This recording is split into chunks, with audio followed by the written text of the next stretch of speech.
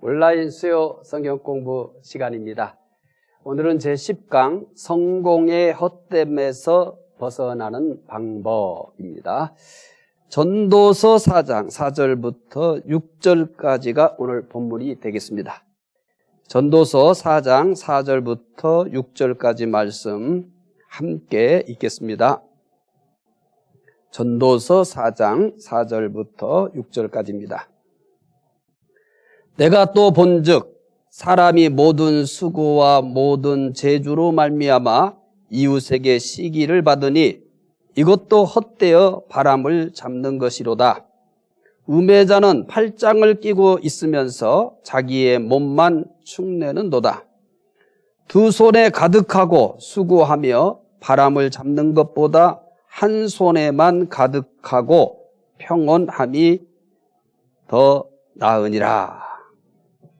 자, 먼저 제9강 위로할 자 없는 세상 전도서 4장 1절부터 3절까지 말씀 복습하도록 하겠습니다. 첫째로는 세상에서 학대받는 사람을 보았습니다. 솔로몬이 통치하는 세상입니다. 지혜의 왕이고 그리고 명재판관입니다. 그런데도 세상에서 학대받는 사람을 보았습니다. 두 번째는 학대받는 사람을 위로하는 사람이 없는 것도 보았습니다. 학대받는 사람이 있는데 그 학대받는 사람을 위로하는 사람이 없다는 겁니다. 세 번째는 학대받는 사람을 위로하는 사람이 없는 것을 솔로몬은 탄식합니다. 그리고 마지막 네 번째로 하나님은 학대받는 사람을 위로하신다라고 하는 내용입니다. 세상에서 학대받는 사람을 위로할 사람이 없지만 하나님은 그 사람을 위로하신다라고 하는 내용이었습니다. 오늘은 제10강 성공의 헛됨에서 벗어나는 방법. 이 전도서의 중요한 특징이 헛되다라고 하는 얘기입니다. 계속해서 뭐가 헛되냐, 그리고 그것이 헛되다면 그 헛된 것을 어떻게 해결해야 하느냐라고 하는 것을 우리에게 가르쳐 줍니다. 2013년 1월 7일 흥사단 투명사회운동본부가 서울 경기 지역의 초, 중, 고교 학생 6,000명을 대상으로 윤리의식을 조사한 결과를 발표하였습니다. 10억이 생긴다면 잘못을 하고 1년간 감옥에 가겠느냐라고 물은 겁니다.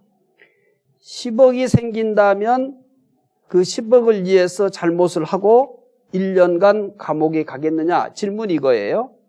이 질문에 대해서 그렇겠다, 그렇게 하겠다, 1년 동안 감옥에 가 있겠다. 초등학생이 12%, 중학생은 28%, 고등학생은 44%가 감옥에 들어가도 괜찮다, 이렇게 했습니다.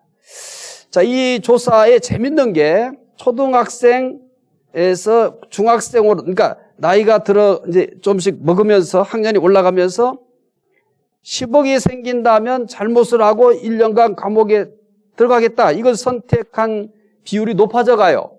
초등학생이 12%, 중학생이 28%, 고등학생 44%.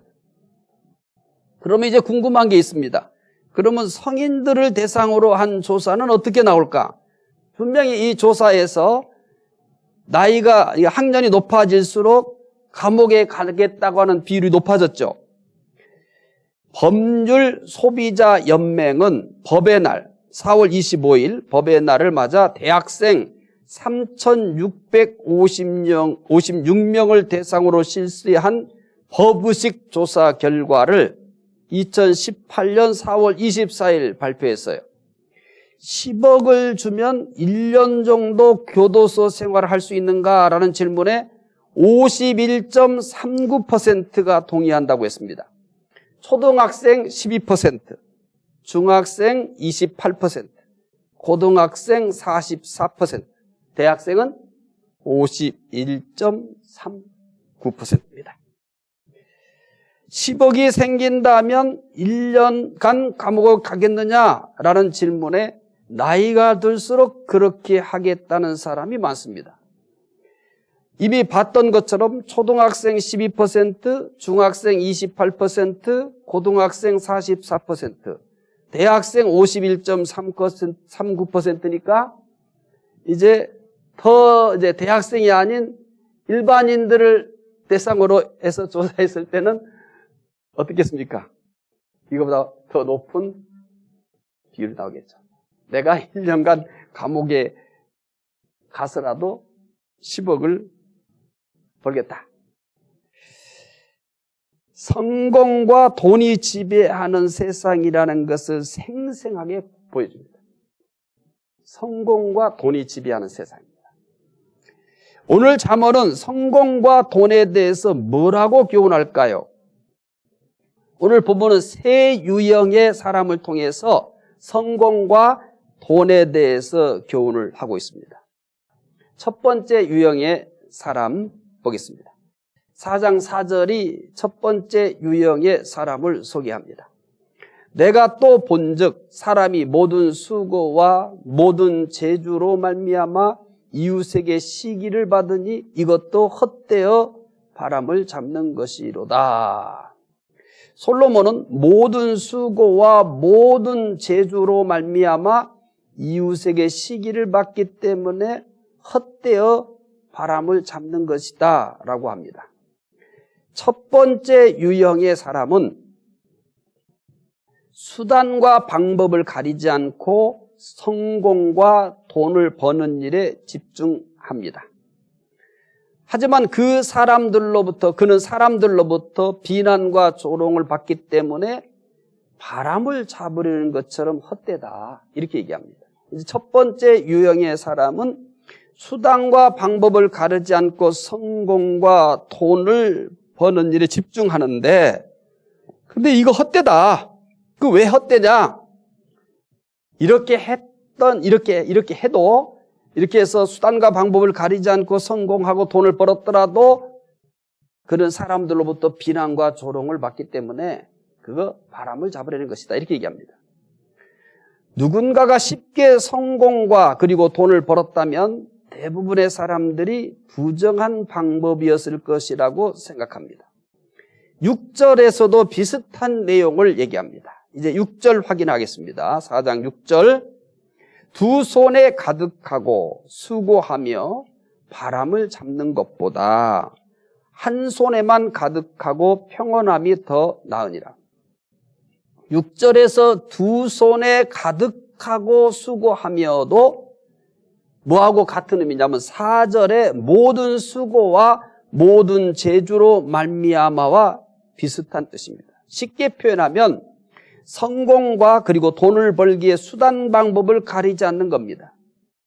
성공과 돈을 벌기의 수단 방법을 가리지 않는 것을 뭐라고 얘기하냐면 바람을 잡는 것과 같다. 그래서 4장 4절에는 모든 수고와 모든 재주 이렇게 표현했고요. 6절에서는 두 손에 가득하고 수고하며 바람을 잡는 것보다 이렇게 두 손에 가득하고 이런 것도 수단과 방법을 가리지 않고 성공과 돈을 추구하는 첫 번째 유형의 사람입니다. 글쎄요, 어느 정도의 그 생각의 차이가 있겠습니다만은 어떤 사람이 성공을 싫어하고 어떤 사람이 돈 버는 것을 싫어하겠습니까? 정도의 차이가 있겠죠. 그렇다고 보면은 우리는 어느 정도 대부분의 사람이 첫 번째 유형의 사람의 모습을 하고 있는 거죠. 근데 아예 그냥 그 사람 전체가 첫 번째 유형의 사람으로 꽉 찬 사람이 있는가 하면은 뭐 한 반쯤 찬 사람도 있겠고 또 한 3분의 1쯤 찬 사람도 있지 않을까? 누구도 성공을 싫어하고 누구도 돈 버는 걸 싫어하는 사람은 없습니다. 어느 정도냐라고 하는 것에 차이가 있을 거라고 생각합니다. 어쨌든 첫 번째 유형의 사람으로 소개하고 있는 것은 수단과 방법을 가리지 않고 성공과 돈을 추구하는 것을 가리켜 이거 바람을 잡는 것처럼 헛된 거다. 이렇게 얘기합니다. 자, 두 번째 유형의 사람입니다. 두 번째 유형의 사람입니다. 솔로몬은 수단과 방법을 가리지 않고 성공과 돈을 벌기에 사는 유형의 사람을 소개한 후 다른 유형의 사람, 두 번째 유형의 사람을 소개합니다. 이게 4장 5절입니다. 이제 두 번째 유형의 사람은 어떤 사람이냐? 4장 5절입니다. 우매자는 팔짱을 끼고 있으면서 자기의 몸만 축내는도다. 솔로몬이 소개하는 또 다른 유형의 사람은 팔짱만 끼고 있는 사람입니다. 자, 팔짱만 끼고 있어요. 이렇게요. 뭘 의미하는 것 같습니까? 이 사람은 왜 팔짱만 끼고 살까요? 팔짱만 끼고 있다는 것은 아무것도 하지 않는다는 거예요. 이 사람이 팔짱만 끼고 아무것도 하지 않는 것은 수단과 방법을 가리지 않고 성공과 돈만 벌려고 하는 삶이 싫기 때문입니다. 그래서 두 번째 유형을 소개합니다. 첫 번째 유형은 수단과 방법을 가리지 않고 돈을 벌려고 하는 사람의 유형이에요. 두 번째 유형은 이렇게 성공과 돈만을 위해서 사는 이 속물 같은 사람들이 싫은 거예요. 그런 삶이 싫은 거예요. 그래서 그냥 아무것도 안 하고 이렇게 두 손을 팔짱만 끼고 있는 거죠.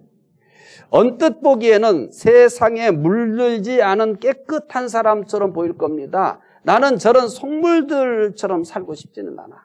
나는 저렇게 살고 싶지는 않아. 그래서 아예 이런 모든 것들을 포기해버리고 팔짱만 끼고 있는 사람. 언뜻 보기에는 세상에 물들지 않고 깨끗한 사람처럼 그렇게 여겨질 수도 있어요. 하지만 수단과 방법을 가리지 않고 성공과 돈을 버는 치열한 경쟁이 싫어서 팔짱만 끼고 아무것도 하지 않는 사람은 무엇을 먹고 삽니까? 그래서 이렇게 여기에요. 자기의 몸만 축내는도다. 팔짱만 끼고 있는 사람을 가리켜서 자기의 몸만 축내는도다라고 했어요. 있는 것만 축내며 산다는 것입니다. 그런데 있는 것도 한계가 있지 않겠습니까? 그러면 이 사람이 팔짱만 끼고 아무것도 안 한다면 가족 중 다른 사람이 고생할 수밖에 없습니다. 사람이 살아야 되잖아요. 그러니까 이 사람은 이 속물처럼 살기 싫다. 사람이 어떻게 성공밖에 모르고 어떻게 사람이 돈만 추구하면서 살아? 나는 그렇게 살기 싫어. 나는 저런 사람 싫어. 그래서 그냥 아무것도 안 하고 팔짱만 끼고 있다면 사람이 살아야 될 거 아니에요. 그러면 이 사람이 이렇게 아무것도 안 한다면 누군가가 가족 중 어떤 사람이 고생할 수밖에 없는 거죠. 그래서 솔로몬은 이 사람을 가리켜 뭐라고 얘기하냐면 우매하다. 두 번째 유형의 사람은 수단과 방법을 가리지 않고 성공과 돈만을 위해 사는 것이 싫어서 팔짱만 끼고 아무것도 하지 않고 있는 것만 축내며 삽니다. 솔로몬은 이 사람은 어떻다고요? 우매하다, 어리석다라고 하는 얘기입니다. 자, 첫 번째 유형의 사람은 수단과 방법을 가리지 않고 성공이나 돈만을 추구하는 사람. 이 사람을 가리켜서 뭐라고 얘기하냐면 바람을 잡는 것처럼 헛되다. 반대로 극단적으로 이런 세상이 싫은 거예요. 너무 속물 같아요. 사람이 어떻게 그렇게 살아요? 그래서 아무것도 하지 않고 이렇게 팔짱만 끼고 있는 사람, 이 사람은 우매하다, 어리석다 이렇게 얘기합니다. 그러면서 솔로몬은 이제 세 번째 유형의 사람을 소개합니다. 수단과 방법을 가리지 않고 성공과 돈만 벌기에 사는 것도 헛됩니다. 이것도 답이 아닌 거예요. 또 겉으로는 성공하여 화려한 것처럼 보이지만 이거 역시 헛된 거예요. 그렇다고 성공 만능주의와 물질 만능주의가 싫어서 아무것도 하지 않고 있는 것만 축내며 사는 것 또한 어리석다. 그렇게 얘기합니다. 그렇다면 어떻게 사는 것이 성공이라는 헛된 삶에서 벗어날 수 있을까요? 또 어떻게 하면은 이렇게 아무것도 하지 않고 팔짱만 끼고 살면서 자기 몸만 축내는 이 어리석은 것에서도 벗어날 수 있을까요? 6절 봅시다.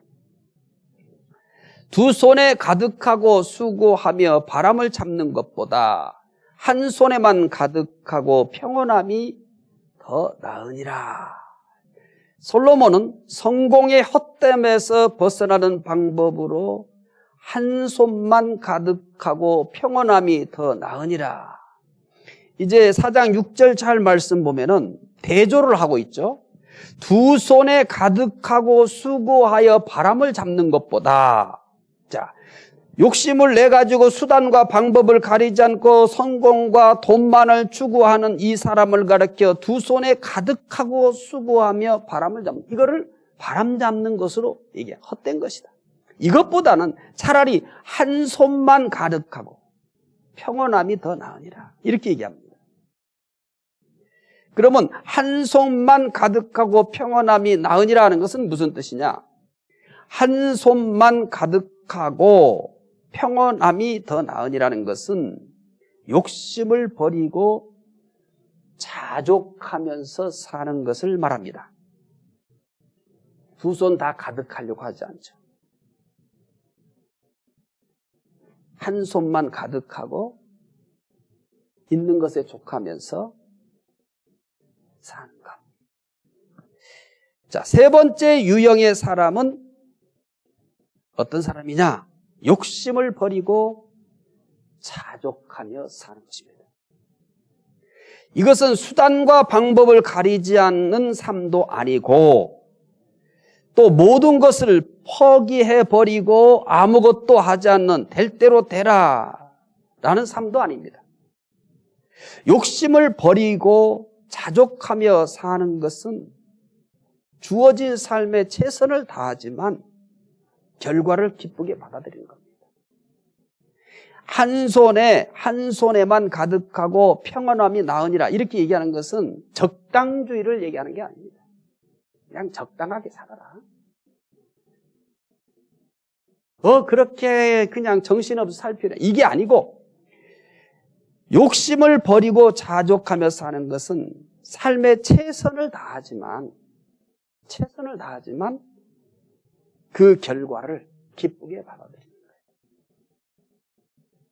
그 결과가 어떻든 간에 결과를 기쁘게 받아들이는 겁니다. 자족에 있어서 가장 중요한 것이 뭐냐면 되는 대로 하고 적당히 하는 걸 얘기하지는 않습니다. 내가 할 수 있는 최선을 다하되 주어진 결과에 대해서 기쁘게 받아들이는 자세. 우리가 지금까지 살면서 내가 최선을 다했는데 그 결과가 나쁘면 기쁘게 받아들입니까? 속상하고 분하고 나는 왜 이렇게 되는 게 없는 거야? 이러는 게 더 많습니다. 이제 전도서를 배우면서도 기독교인의 삶, 하나님을 섬기는 사람들의 모습을 하나하나 우리가 잘 챙겼으면 해요. 우리가 뭔가 믿는다고 하면 뭔가가 다른 점이 있어야 되지 않겠습니까? 물론 외형적으로는 우리가 똑같이 열심히 살아요. 그렇지만 열심히 살지만 수단과 방법을 가리지 않고 살지는 않아요. 최선을 다하지만 최선을 다하는 그 선이 있어요. 적어도 이 신앙인의 선이 있어요. 또 대한민국 국민으로서 시민으로서의 선이 있어요. 이 선을 이게 선입니다라고 얘기하지 않지만 우리 모두는 보편적 선을 가지고 있는 거예요. 기독교인으로서 모두가 다 똑같은 선은 아니지만 이 정도의 선은 모든 기독교인들이 용인할 수 있는 선이 있어요. 그 다음에는 그것은 다양성으로서 뭐 더 할 수도 있고 그럴 수 있겠지만 그래도 적어도 믿는 사람이라고 하면 이 정도의 선은 되어야 된다. 또 우리 대한민국 국민으로서 시민으로서는 보편적인 선이 있어요. 적어도 이 정도의 선은 돼야 된다. 그런데 수단과 방법을 가리지 않는 사람이라는 것은 이 선을 무시해버리는 거예요. 그러니까 이 사람에게는 선이 없는 거죠. 그래서 수단과 방법을 가리지 않고 오직 돈과 성공만을 추구하는 거죠.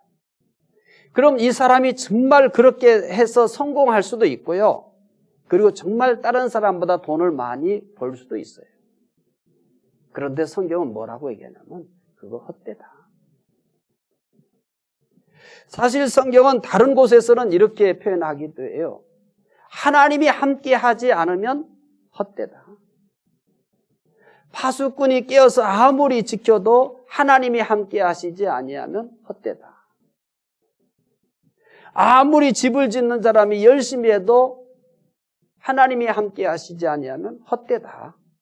그래서 하나님이 함께하는 것으로서 하나님이 함께할 수 있는 것, 그것을 그렇게 얘기하는 겁니다. 수단과 방법을 가리지 않고 사는 것은 하나님이 함께하지 않는 삶이 되는 겁니다.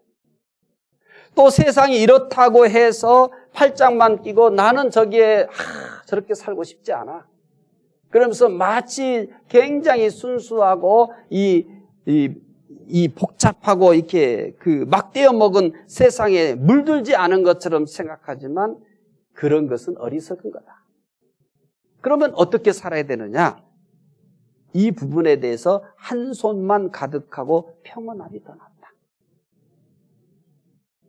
욕심을 버리고 자족하며 사는 삶이 적어도 기독교인에게 있어서 가장 이상적인 삶이라는 겁니다. 그렇다면은 욕심을 버리고 자족하며 사는 그런 모습은 뭐냐면 최선을 다하되, 물론 그 최선을 다한다는 것은 기독교인으로서의 보편적 선, 또 대한민국 국민으로서 보편적 선, 이 안에서의 최선입니다. 수단과 방법을 가리지 않는 그런 최선이 아닌 거예요. 그 결과, 그렇게 최선을 다한 결과, 기독교인으로서의 보편적인 선과 또 대한민국 국민으로서의 보편적 선 안에서 최선을 다했는데 그 결과를 어떤 사람은 뭐 이만큼의 결과를 얻을 수 있겠죠. 어떤 사람은 이만큼의 결과를 얻을 수 있죠. 어떤 사람은 더 적은 결과를 얻을 수도 있겠죠. 그런데 내게 주온 결과가 어떠하든지 그 결과를 기쁘게 받아들이는 거예요. 이게 자족인 겁니다. 내가 최선을 한 것에 대해서 나타난 결과를 기쁘게 받아들이는 거예요. 결과는 우리 마음대로 못하는 겁니다. 자, 달리기 선수가 그가 가지고 있는 평균 실력이 있어요. 그런데 이 선수보다 비교할 수 없이 잘하는 선수도 있겠죠. 그러면 이 선수는 자기가 가지고 있는 이 실력, 자기가 낼 수 있는 이 성적, 이것을 내가 최선을 다해서 그 성적을 조금 넘었든지 그 성적을 냈다, 결과. 그런데 탁월한 선수와 비교했을 때는 이 선수가 입상을 못했어요. 그렇다 하더라도 이 선수는 성공한 거죠. 우리 사회는 성공의 기준을 언제나 1등, 2등, 3등 다른 사람과 이렇게 상대적으로 비교해서 그 사람보다 앞서가야 성공했다고 얘기해요. 그런데 지금 이 전도서를 통해서 가르쳐주는 것은 그런 게 아니에요. 절대적인 기준인 겁니다. 다른 사람과 우열을 비교해서 더 많은 결과를 내어야 되는 게 아니에요. 내가 할 수 있는 최선을 다했을 때 주어진 결과에 대해서 기쁘게 받아들이는 거예요. 저는 여러분들이 지금 이 전도서를 통해서 가르쳐주는 이 자족이 어떤 의미의 자족인지를 깨달았으면 해요. 바울은 자족하는 삶의 모범을 보였어요. 바울은 빌립보 교회에 이렇게 얘기합니다. 내가 궁핍함으로 말하는 것이 아니라 어떤 형편에든지 나는 자족하기를 배웠다. 참 대단하죠. 어떤 형편에든지. 바울이 복음을 위해서 목숨을 아끼지 않았잖아요. 그러면 자기 생명도 아끼지 않고 복음을 전했으면 자기가 이렇게 한 것만큼의 대우를 받아야 되고 이렇게 한 것만큼의 변화가 있어야 될 거 아니에요. 그런데 우리가 생각하더라도, 제3자가 생각하더라도 바울이 이렇게 목숨을 걸고 복음을 전했는데 그만한 대우를 받은 일이 없어요. 또 목숨을 걸고 복음을 전했는데 언제나 우리가 생각했던 만큼의 어떤 결실들이 있었던 건 아니에요. 어떤 데에서는 제대로 결실도 못하고 쫓겨나기도 해요. 감옥에 갇히기도 해요. 그런데 어떤 얘기를 하냐면 이 빌립보서의 특징이 뭐냐면 옥중서신이에요. 감옥에 갇혔을 때 보내는 편지예요. 누구에게? 자유인들에게. 그런데 이런 얘기를 하는 거예요. 내가 궁핍함으로 말하는 것이 아니라 어떤 형편에든 나는 자족하기를 바란다.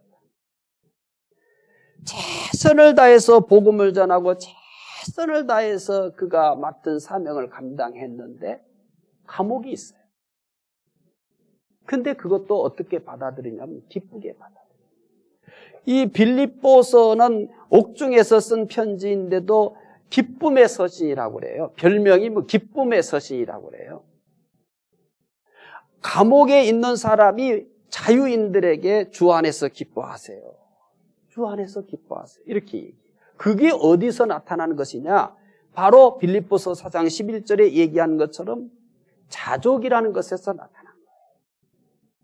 내가 최선을 다하되 그 결과가 어떻게 주어지든지 그걸 기쁘게 받아들이는 것. 그게 자족입니다. 바울은 믿음의 아들 디모데에게 이렇게 얘기해요. 경건에 대해서 이런 얘기를 해요. 경건에 대해서 어떤 설명을 하냐면 그러나 자족하는 마음이 있으면 경건은 큰 이익이 되느니라. 우리는 경건에 대한 다양한 성경의 가르침의 길을 그려야 돼요. 신령하다, 경건하다, 우리는 이렇게 얘기하면 우리는 이 경건에 대한 훈련이 잘못되어서 기독교의 영성에 대한 이해가 초보적인 단계여서 영적이다, 신령하다, 거룩하다 얘기한다면 제일 먼저 떠오르는 생각이 뭐냐면 신비한 거예요. 신비한 걸 얘기하는 거예요. 신비한 것을 보고 신비한 음성을 듣는 것도 영적으로 도움이 되고 경건에 유익이 돼요. 그러나 그것은 보편적인 일이 아닌 거예요. 모든 믿는 사람들이 신비한 것을 보고 신비한 음성을 들을 수 있는 것이 아니에요. 이거는 아주 특별한 하나님의 역사인 겁니다. 그런데 왜 우리는 보편적이지 못한 그런 특별한 것을 마치 모든 믿는 사람들이 보편적으로 경험할 수 있는 영적인 것이며 경건한 것이라고 생각하는 말이에요. 지금도 우리는 지금 처음 예수 믿은 사람도 지금 우리가 온라인 수요 성경 공부를 오늘 처음 듣는 분도 지금 이 얘기하는 경건, 이 영성은 가질 수가 있어요. 이게 뭐냐? 자족하는 마음이 있으면 경건에 큰 유익이 되는 것이다. 기도만이 경건에 유익이 되는 게 아니에요. 성경을 많이 읽는 것만이 경건에 유익이 되는 게 아니에요. 예배를 많이 드리는 것만이 경건에 유익이 되는 게 아니에요. 이런 것들도 경건에 유익이 되지만 우리 경건이라는 것을, 영성이라고 하는 것을 그냥 종교적인 영역이나 또 신비한 것에다가만 국한시키지 말라는 겁니다. 기독교의 영성은 대단히 포괄적입니다. 그리고 기독교의 영성은 상당히 다양하다고 보시면 됩니다. 그런데 보편적인 믿는 사람들 누구나 다 경험할 수 있는 것들이 훨씬 더 많은 분량을 차지합니다. 어떤 목사가 되거나 수도사가 되거나 이렇게 세속을 떠나버려야 되거나 해야만 이런 경건이나 이런 신령함에 도달하는 게 아니에요. 목사가 아니어도 수도사가 되지 않았어도 우리가 일반인일지라도 모두가 다 이 경건함에 이룰 수 있고 신령함에 이룰 수가 있는 겁니다. 그 경건이나 신령함에 이르는 것들이 어떤 제한된 것으로 이렇게 묶어놓으면 안 되는 거예요. 그래서 바울은 자기의 믿음의 아들에게 경건을 설명하면서 어떻게 설명하냐면 자족하는 마음이 있으면 경건에 큰 이익이 된다.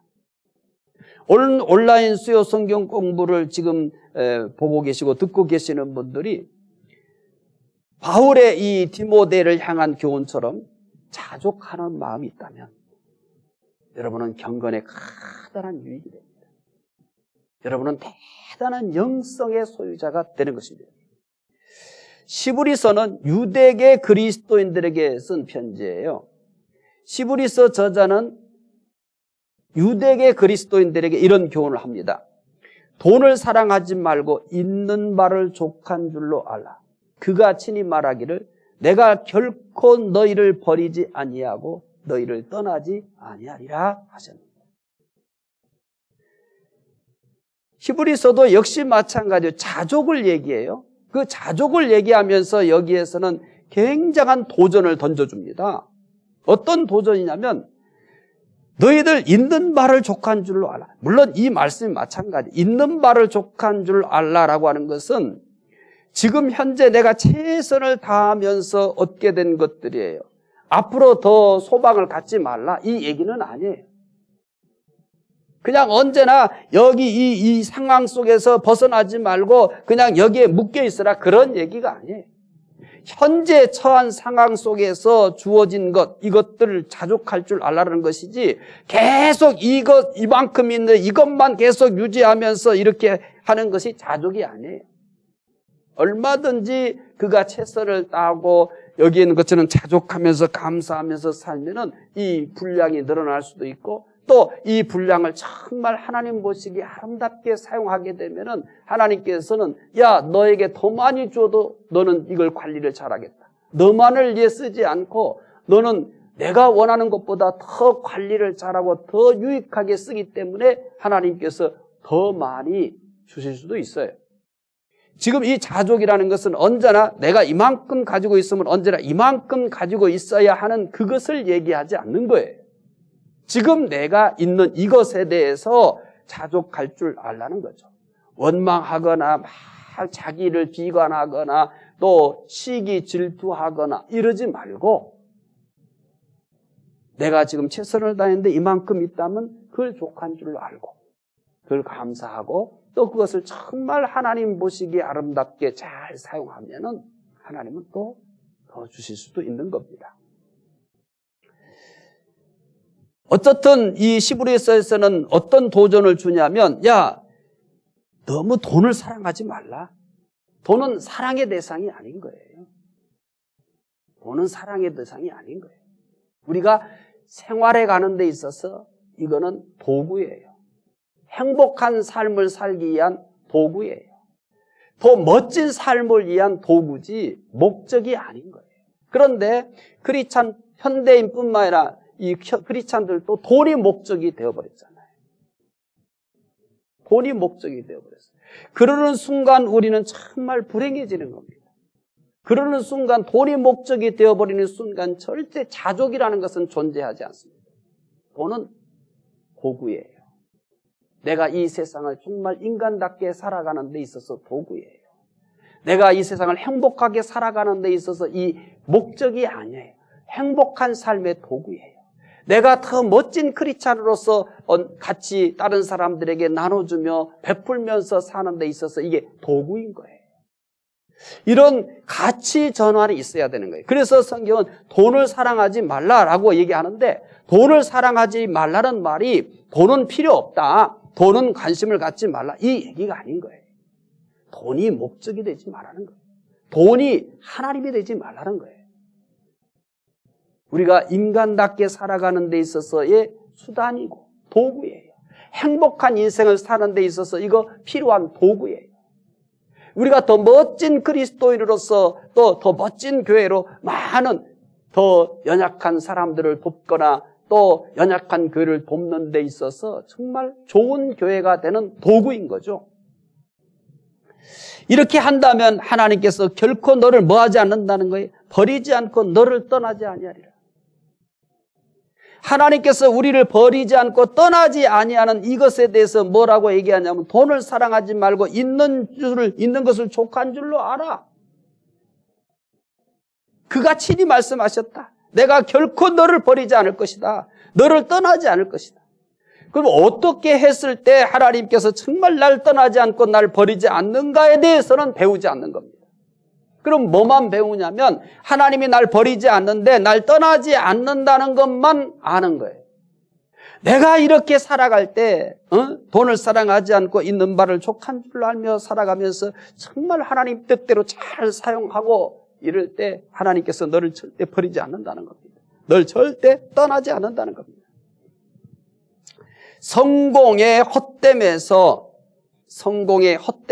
벗어날 수 있는 가장 복된 삶은 욕심을 버리고 자족하며 사는 것입니다. 자, 성공의 헛됨에서 벗어날 수 있는 가장 복된 삶은 뭐라고요? 욕심을 버리고 자족하면서 사는 것입니다. 자, 10강 복습하겠습니다. 제10강 성공의 헛됨에서 벗어나는 방법 복습입니다. 첫 번째 유형의 사람은 수단과 방법을 가리지 않고 성공과 돈을 버는 일에 집중합니다. 하지만 그는 사람들로부터 비난과 조롱을 받기 때문에 바람을 잡으려는 것처럼 헛되다 이렇게 얘기하죠.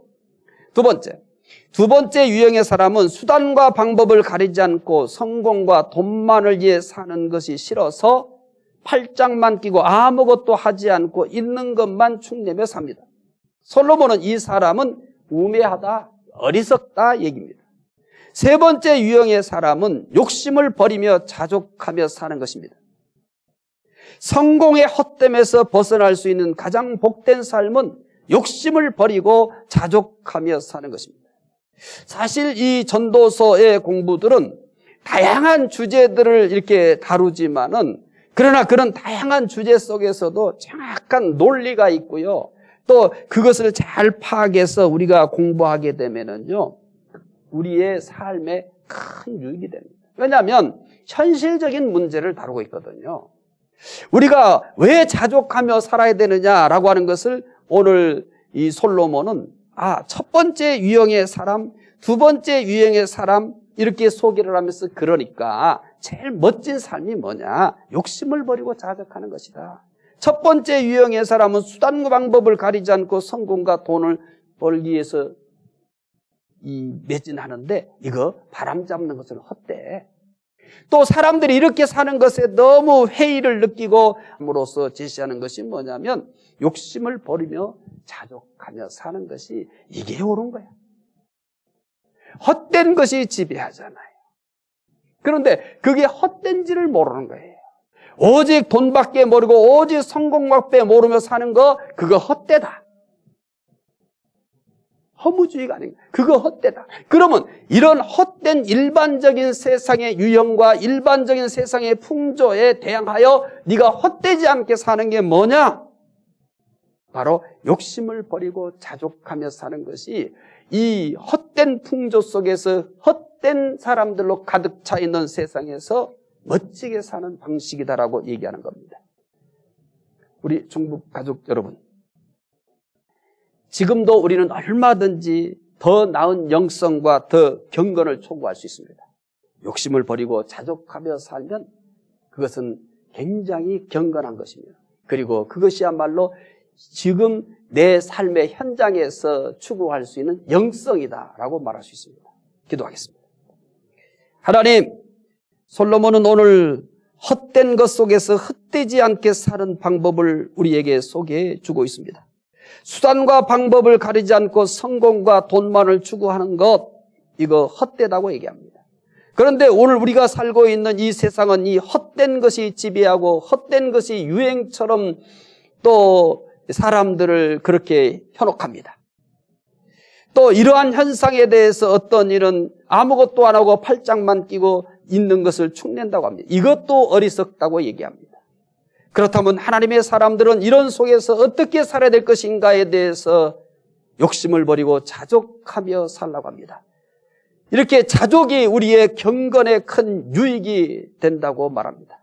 또 이렇게 욕심을 버리고 자족하며 살 때 하나님께서 절대 버리지 아니하시며 하나님께서 절대 떠나지 아니하신다고 합니다.